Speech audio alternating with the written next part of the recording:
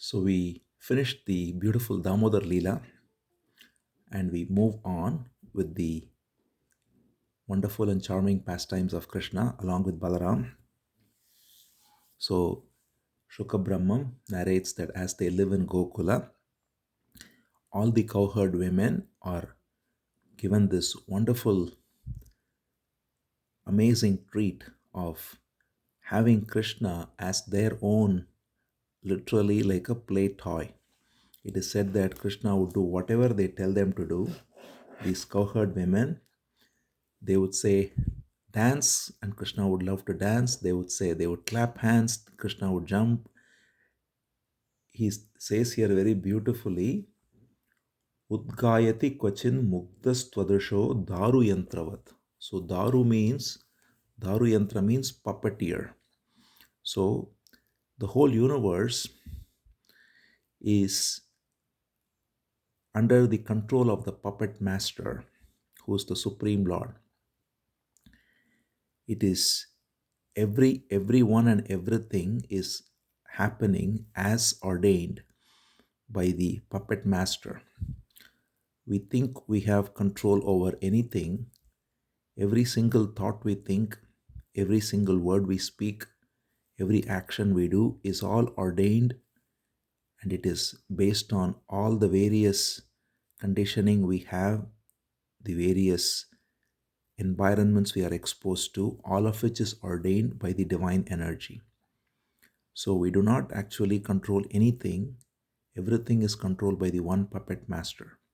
But here the beauty is that puppet master, having taken this human form, is acting as a puppet for the gopis. So that is the greatness of devotion. So that is why Shukabrahmam says, demonstrating in the world to those who know that he is subject to his servant's will. The Lord brought joy to the land of Vrija. He says, Darshayans tat vidam loka atmano bhritya vashyatam Vrajasya ivaha vai harsham bhagavan bala cheshtitaihi.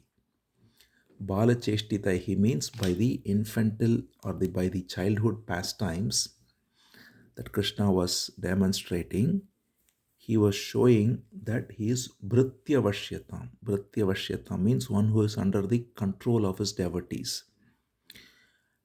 And we see this throughout Krishna's pastimes, that everywhere Krishna is always dear to his devotees and does whatever they want him to do. So here he demonstrates as a child that he is simply dancing to the tune literally of the Vrija Gopis.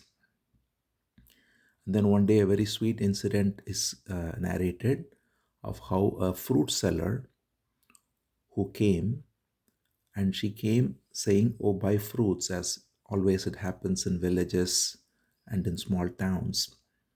And Krishna takes a bunch of food grains in his hand to give her to buy the fruits.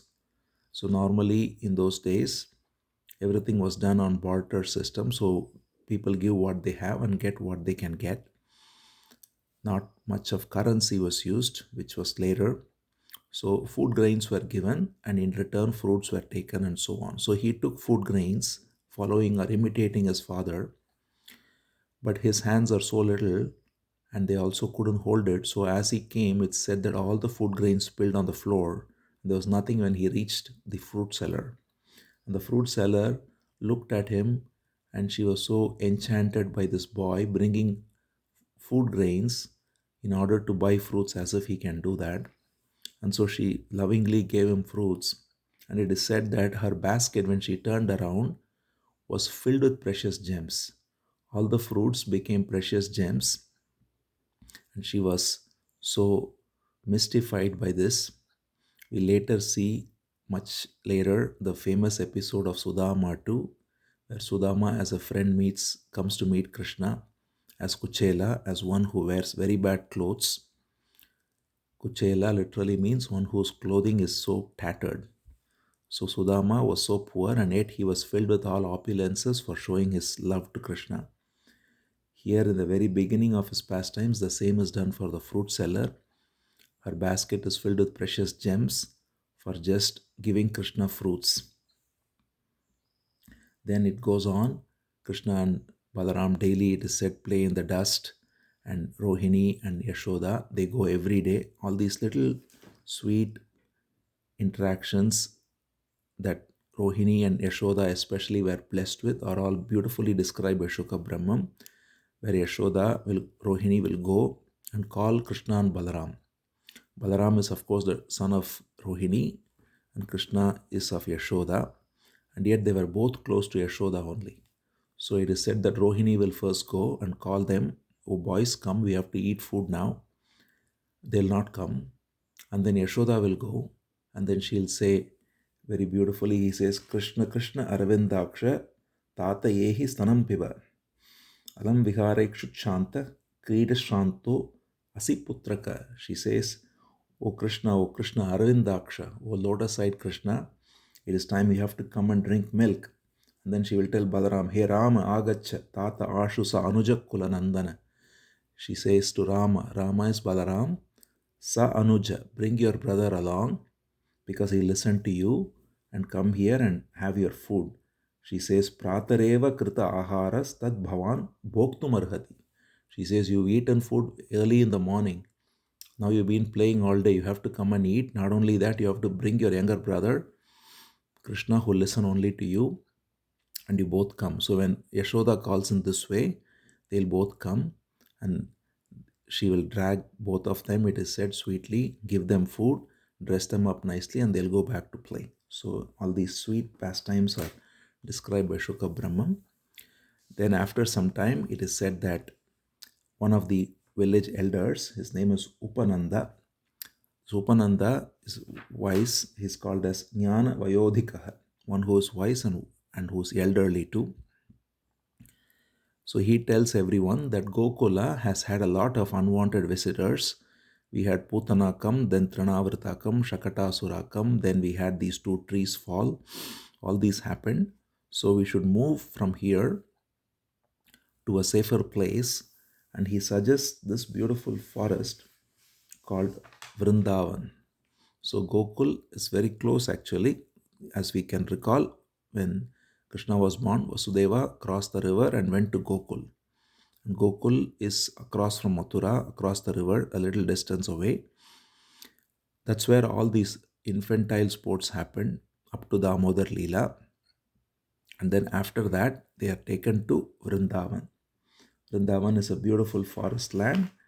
He says, "Manam Vrindavanam Nama Pashavyam Navakananam." So he says this beautiful forest of Vrindavan is there. Let's go there and it will be safe. So then they all listen to the old man and they all load everything up in carts, in bullock carts. The whole village moves and everyone is seated in the carts. The old people are seated, the children are seated. Yashoda is keeping Krishna and Balaram next to her, and the men are pulling them, and they are all going to Vrindavan. And they reach Vrindavanam, and it is such a beautiful land, which is from where Govardhan can be seen. Yamuna Nadi flows there. So seeing this, it said that Krishna and Balaram were so happy. It says, "Vrindavanam Govardhanam Yamuna Pulinanicha Viksha Asid Uttama Preeti Rama Madhavayor Nripa." Rama Madhava. So again, every time, beautiful expressions used by Shuka Brahman. Earlier we saw Rama Keshavav, here Rama Madhavav. So Rama is always Balaram, and Krishna has all these names.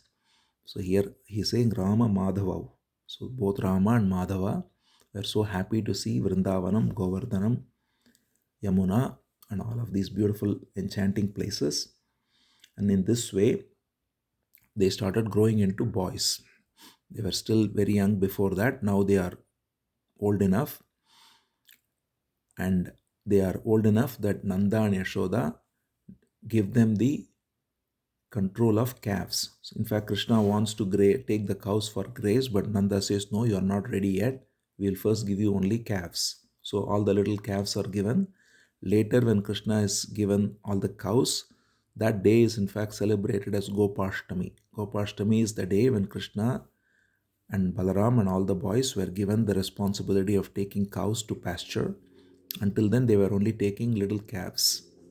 So these little calves were taken by Krishna and Balaram and all the friends, and they would take them to these forest lands on the foothills of Govardhan and nearby places in Vrndavan. Of course, if we go to Vrindavan now, it is fully been inhabited and there is hardly much forest left. But even now we see some glimpses. But we can imagine the whole place was completely forest land thousands of years ago and extremely enchanting to look at. And so in these places they would go, and it is said that they would play all these little games. They would pull the tails of the calves, and the calves would run away, and then they would sometimes run behind them, and then they would play like each boy mimicking animals and so on. All these wonderful pastimes were exhibited by them. And then one day when they were playing in this way, now the procession of demons start in Vrindavan too. They come like moths to flame. Every demon comes and simply dies. Not just do they die, but they actually get liberated. So, as the next moth to the flame comes Vatsasura. Vatsasura as the name Vatsa means a calf. So, when there are all these young calves, one of them is the demon who takes the form of a calf in order to mingle with them and try to kill Krishna. So Krishna points to Balaram, look at this calf, and they both know. And when the right moment comes, Krishna pulls the calf from the tail and he swings it and throws it, and the calf just thrown against a tree. It's a kapita tree, beautiful tree which has a lot of fruits, and all the fruits fall down while the calf is dead. So every demon that Krishna kills also symbolizes something within us. So this Vatsasura represents the one who is wicked while acting like very innocent and pious. So if we have this propensity to be pretentious and act very pious and very innocent, while within we carry wicked tendencies, that will be destroyed. So that's what Vatsasura represents. And Vatsasura was thus killed and liberated by Krishna. Then the next demon who is part of this episode is Bakasura. So there is another demon called Bakasura. Bakasura is literally a crane who is gigantic in size, and he comes again to swallow Krishna. So when they are playing, suddenly he sneaks up this huge crane, or more like a heron, and he swallows first Krishna. But when he tries to swallow Krishna, he goes inside and emits fire within his beak, so he couldn't handle it. So he opens the mouth and Krishna jumps out. Then again he comes to swallow Krishna, and it is said that Krishna pulls his beaks apart, tears them apart, and kills him. So this Bakasura also represents excessive greed. So Bakasura is the one who wants to consume more and more and keep growing. So we have within us that propensity too. So the egoic tendency manifests in so many ways. One is to be wicked like Vatsasura, one is to be greedy like Bakasura. So when all these propensities manifest in us, they get destroyed by time that comes in the form of Krishna. So Krishna is also time who destroys everything. So in this case, it's symbolized by this slaying of the demon Bakasura.